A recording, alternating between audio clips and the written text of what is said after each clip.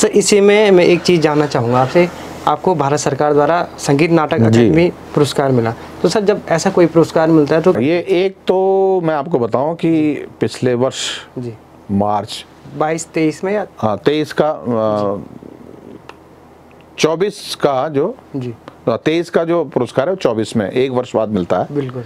तो ये 6 मार्च को विज्ञान भवन में दिया गया था पिछले वर्ष। जी सबसे पहले तो बताऊं मेरे लिए बड़ा आश्चर्यजनक था कि प्रायः इस उम्र में, जबकि 50 वर्ष मैंने पिछले वर्ष ही पूर्ण की, जी ये इतना बड़ा पुरस्कार तो मिलता है 80, 70, 90, कभी कभी आदमी जब चले जाता है तब मिलता है। बहुत से तो ऐसे लोग थे जो 100 वर्ष के थे, वहाँ पर 100 वर्ष क्रॉस करके भी नॉर्थ ईस्ट के 2 लोग थे। जी आपको मैं ये बताऊं कि उस पूरे ग्रुप में सबसे छोटा व्यक्ति था मैं उम्र से। जी मैं 51 वर्ष का था, अब मैं 52 का हो गया हूँ। जी 51 वर्ष का एकमात्र व्यक्ति था मैं जिसे जी इतना बड़ा पुरस्कार राष्ट्रपति जी ने दिया। जी तो एक तो ये निजी तौर पर मेरे लिए बहुत बड़ी उपलब्धि है। जी दूसरी बात यह है कि इतना बड़ा पुरस्कार जब आपको मिलता है तो आपको अपने काम के प्रति एक बहुत बड़ा भरोसा जगता है। बिल्कुल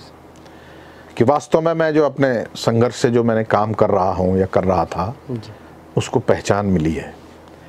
और थिएटर बड़ा परिश्रम का नाम है, बिल्कुल दरिद्रता का नाम भी है। इसमें बहुत अभाव के साथ काम करना पड़ता है, जी घर का पैसा लगाना पड़ता है, घर का वक्त लगाना पड़ता है, बीवी बच्चों की जलालत झेलनी पड़ती है। जी हमारी औखाण है ना कि कौक्ष जो कहना के लेवल कुछ ना। बिल्कुल सही। तो थिएटर में ये जो औखाण थी सबसे सटीक बैठती है जी।